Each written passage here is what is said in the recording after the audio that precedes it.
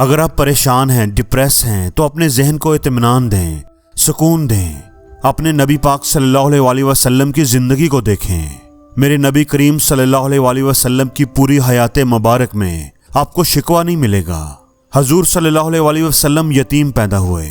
جب آپ صرف 6 سال کے تھے تو آپ کی والدہ بھی چل بسی۔ کیا آپ کو کبھی کتابوں میں ملتا ہے کہ آپ صلی اللہ علیہ وسلم روئے ہوں؟ آپ کی زبان مبارک پر آیا ہو کہ کاش میرا باپ ہوتا تو ایسے ہوتا، میری اماں ہوتی تو ایسے ہوتی۔ ہم روز نہیں روتے، ہم روز گلے شکوے نہیں کرتے کہ میرے سر پر باپ کا سایہ نہیں ہے، میری ماں نہیں ہے، میں ماں کی شفقت سے محروم ہوں۔ اللہ کے نبی پاک صلی اللہ علیہ وسلم نے اپنی ساری زندگی آزمائشوں میں گزاری۔ کہیں آپ کو محسوس ہوتا ہے، کبھی آپ نے ایسی کوئی حدیث، کوئی ایسا واقعہ سنا ہو کہ نبی کریم صلی اللہ علیہ وسلم نے کسی صحابی سے کہا ہو، آؤ میرے پاس بیٹھو، میں تمہیں اپنے دکھ سناؤں، میں تمہیں اپنی مشکلوں کی داستان سناؤں۔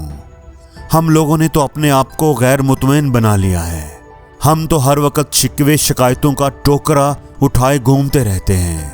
ہم نے یہ مان لیا ہے کہ اللہ نے ہمیں جو دیا ہے وہ ہمارے لیے کم ہے۔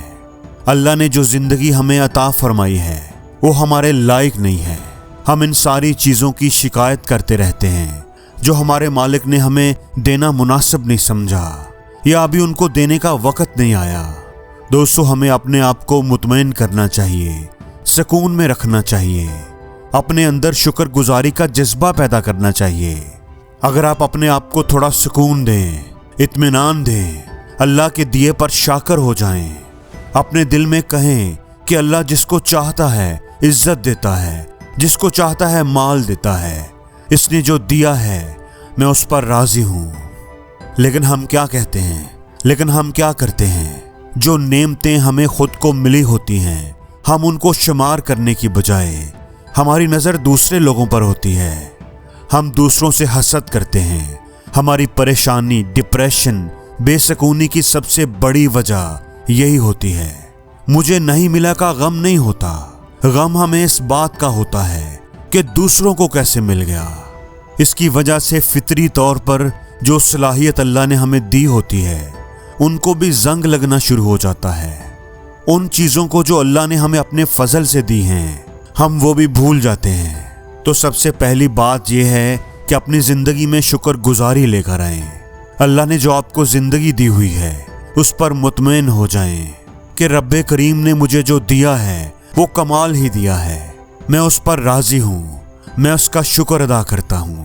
اب دیکھیے گا کہ آپ کی زندگی سے ٹینشن، ڈپریشن، پریشانیاں ختم ہو جائیں گی۔ اللہ کہتا ہے کہ جیسا میں نے تجھے چاہا ہے ویسا میں نے بنایا ہے۔ اگر میرا موٹا ناک، چھوٹی آنکھیں، بڑی آنکھیں، میرے لمبے کان یا میرا یہ سانولا رنگ اگر مجھے پسند نہیں ہے تو ہمیں یہ سوچنا چاہیے کہ یہ تو میرے رب نے میرے لیے پسند کیا ہے، اس میں ضرور کوئی نہ کوئی حکمت ہوگی، اس میں ضرور کوئی نہ کوئی خوبصورتی ہوگی، یہ تو میرے رب کی چاہت ہے۔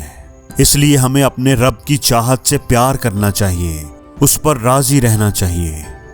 دوسری بات یہ ہے کہ اگر ہم چاہتے ہیں کہ ہمارا ڈپریشن کم ہو جائے، ہماری بے سکونی ختم ہو جائے، تو ہمیں لوگوں کی نفسیات کا بھی تھوڑا خیال رکھنا آنا چاہیے، ان کے مزاج کا بھی ہمیں خیال رکھنا چاہیے۔ ہمارے مسائل کی سب سے بڑی وجہ یہ ہوتی ہے کہ ہم چاہتے ہیں کہ سب لوگ میرے مطابق چلیں، میرا طریقہ ہی صحیح ہے۔ دوستو، اگر آپ کے ساتھ 10 لوگ ہیں تو 10 کے 10 الگ سوچ رکھنے والے ہوں گے۔ کوئی کہتا ہے کہ بندے کو پیار سے رہنا چاہیے، مسکرا کر بات کرنی چاہیے، تو دوسرا کیا کہتا ہے؟ وہ کہتا ہے کہ اتنا بھی نہ مسکراؤ کہ بندہ آپ کو نگل ہی جائے، زیادہ میٹھے بنو گے تو لوگ کھا جائیں گے آپ کو، تھوڑی ڈنڈی پٹی بھی ہونی چاہیے۔ دونوں قسم کے لوگ ہیں۔ اب آپ نے کیا کرنا ہے؟ آپ نے لوگوں کے مزاج کو سمجھنا ہے، ان کے مزاج کا خیال رکھنا ہے۔ جہاں تک ہو سکے آپ نے ان کے مزاج کا خیال رکھنا ہے۔ جہاں تک آپ پیار کر سکے تو آپ نے پیار کرنا ہے، جہاں تک آپ محبت کر سکے آپ نے کرنی ہے۔ نبی پاک صلی اللہ علیہ وسلم بچوں کے مزاج کا بھی خیال کیا کرتے تھے۔ چھوٹے چھوٹے بچے جب حضور کے پاس سے گزرتے تو آپ فرماتے السلام علیکم۔ ایک دفعہ ایک بچے نے حضور اکرم صلی اللہ علیہ وسلم کے کپڑوں پر पेशाब कर दिया। उसकी माँ परेशान हो गई, बोली या रसूलुल्लाह सल्लल्लाहु अलैहि वसल्लम बच्चा था, पता नहीं चला। तो नबी करीम सल्लल्लाहु अलैहि वसल्लम फरमाने लगे कि क्या हो गया है, अल्लाह ने पानी पैदा किया है ना, अभी इस पर बहाएंगे तो सब ठीक हो जाएगा, वो तो बच्चा है।